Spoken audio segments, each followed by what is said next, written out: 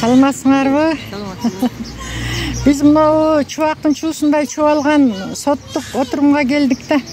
Мына базар кургун сотунун короосунда отурабыз, күтүп качан сот башталат экен деп. Мынау Айнагүл кичинекейинде жашында Москвада иштеп, үйөсөкө, үй салган. Анан ал участканы участка силерге алдык, алып келе бергиле деп акчасын алып туруп, анан кийин үйүн салып берген экен кайнатасы. Эми баласы бөлөк үйлөнүп, мына балдары да аябай чоңоюп калыптыр, жигит болуп. Ушу кичинекей да кичинекей. Ушуларды эми үйдөн чык деп аткан турбайбы? Кайра эле сотко чакырып, кайнатасы. Мына балдардын чоң атасы да.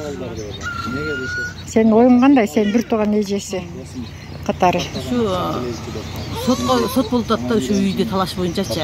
Экөө Марсыкө үйлөнүшү, эмеси бир тууган бөлүү. Тамды бирге салышкан.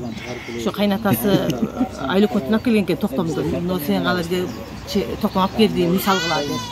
Үйгө түшүп ошо үйдү салгандан кийин эми бирге салышты, Россияга барып иштеп келишти. Там салган. Мас менен Айнагүл там салган. Атамды эми ошол эме бардыгынан да ошо кыргыз жаш келиндердин законду билбегени, мыйзамды эми ал көңүлүндө жаман ою болгон эмес да, өмүр бою жашайм, мына 3 балам бар, жашайм деп ойлогондо, мен ажырашып кетем деп ойлогон эмес, ошон үчүн документти караган эмес экен да. Документти кайнатасы өзүнө каттатып алып, анан эми буларды чык деп атат да. Эми үйдү өзү салган, Айнагүл баарын өзү бүтүргөн, мына балдарын да өзү багып атат. Эми үйдөн чык деп атыптыр да. Сиздин оюңуз кандай, эже? Коңшусу болот экенсиз. Кошуна болуп иштейбиз. Үйдүн тамын фундаменттен баштап салганда билебиз. Ушу келин өзү күйөөсүн кийин көргөн эмесмин. Келин өзү пауыр болуп үй салып, цементин бери куюп, цемент бүткөндөн кийин биз сарай салган.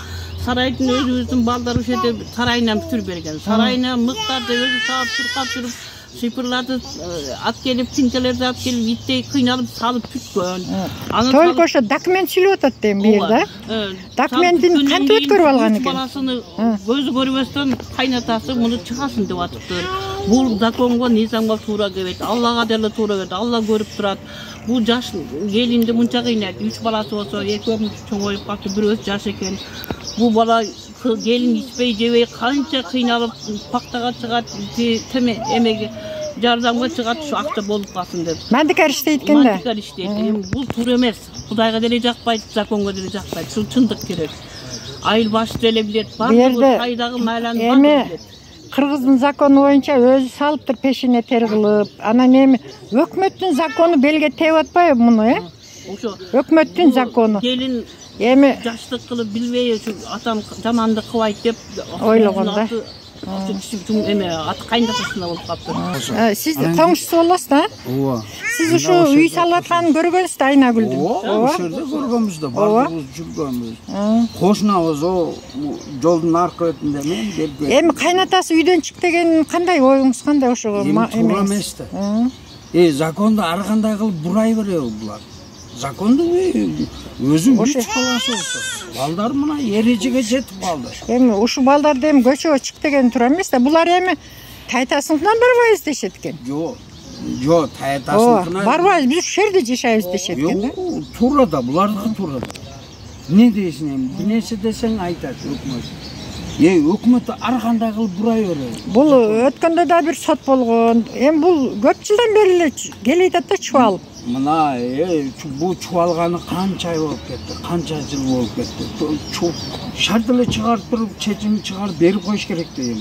Фундаментинен баштап кылган болсо, тамды салган болсо.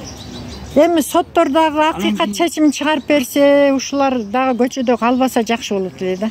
Ушу кайнатасын аты эле чыга берет. Кайнатасы эле боло берет. Эми яктагы кайнатасынын өзүнүн үйү бар экен, чынбы? Үйү бар экен. Буларды эмне чык дейт эми? Өзүнүн неберелери.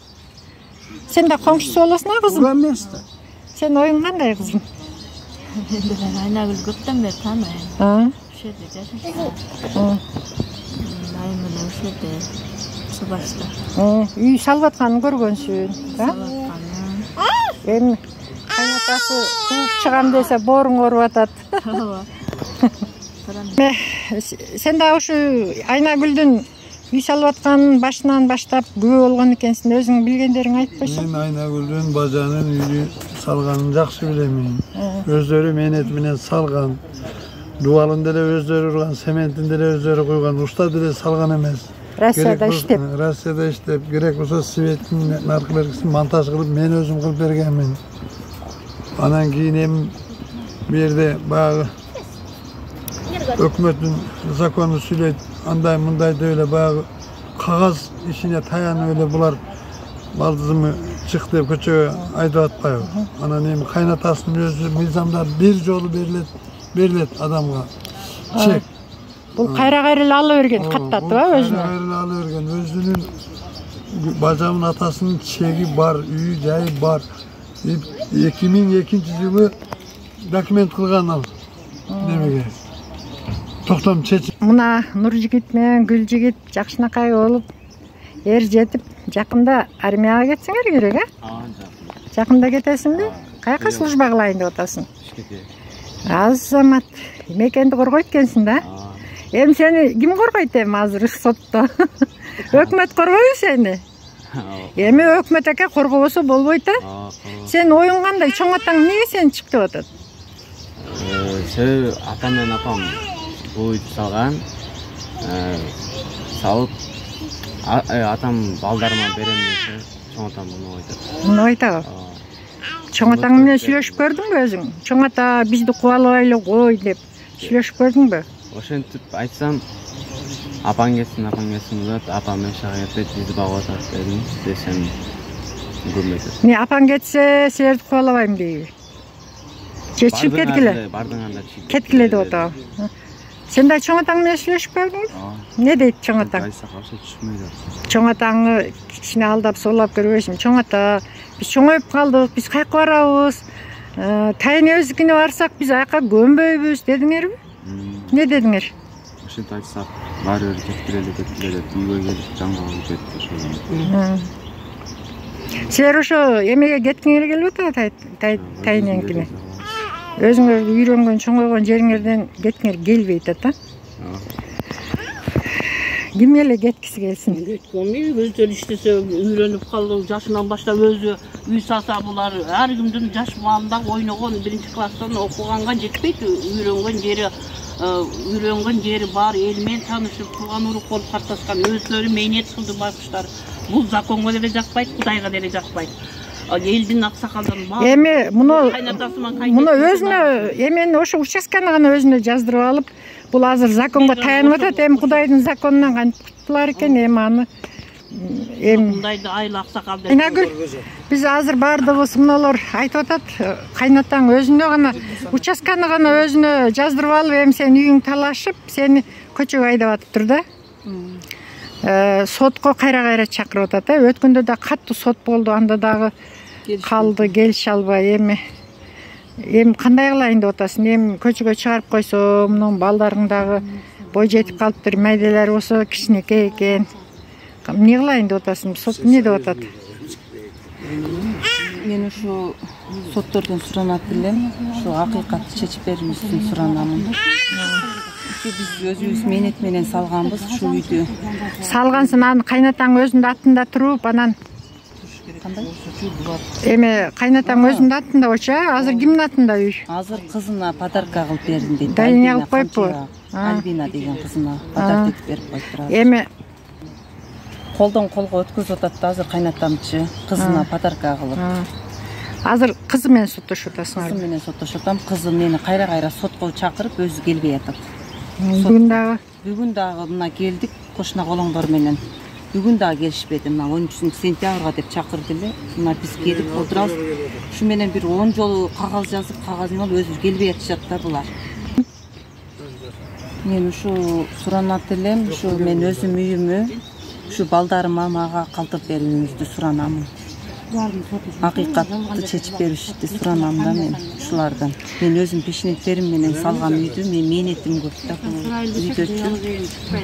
Эми просто бир жака мисалы үчүн апаңкына кетип калганга дагы азыр мен сенде шартың жок. Шартым жок. Балдарым менен бара турган нече. Балдарым менен азыр үйүбүз жок. Ушу өзүбүздүн үйүбүздө балдарым кичинекейинен бери ушу өзүм үйдөн чык, бул үйдү бошотуп кой деп ошентип атат. Бирок биз аяр үйдөн чыкпайбыз да, биз ал Кайнатаң үйү жокпу? бар, анын өзүнүн үйү бар. Кайсынын Канча үйү бар? Аерде азыр 2 временка үйү бар салган. Анан дагы чоң кылып үй салышты. Аерде дагы жанына кошуп эски үйүндү. Ошо эми ушу көпчүлүк суранып атат кыргыз бийлигинен. Акыйкат соттордон акыйкат чечпесе ушу Айнагүл балдары менен көчөдө калбаса деп суранат элек да. Ооба. Эми ушу 3 баласы менен көчөдө калса уят да. Кудайга эми жакпайт. Өзү ойлонуп көрүш керек. Булар эми Мени кылып. Жо, например, эми кудасы ошону ойлоп атат да. Ашы төлөт башчарбайт деген себеби эми бу эптеп кызыма өткөзүп, анан кийин кайтара кызыман кайтара өзүм тартып алам деген ойду ham кылат да бу. Кылбайт деп эч ким кепил бере албайт. эми ошо кайнатасына да нысап берсин, анан кыргыз бийлигинен акыйкат соттордон дагы жооп күтөлү. Ооба, эми ошондо эми 3 баланы менен анан кийин келинди кошуп көчөгө айдап чыгарган бул Кудайга жакпайт. Кудайга деле жакпайт, бандага деле жакпайт, низамга деле жакпайт. Болчу. Муну өкмөт өзү керек болсо депутаттарга, жогорку депутаттарга кайрылыш керек. Ошолор акыйкатты эл неге шайланган депутаттарды? Ошо акыйкатты берсин деп чечкен. Ошо биздин деле оюбуз ушу 3 баласы менен неберелерине берсе керек деп ойлойбуз, кайнатасына.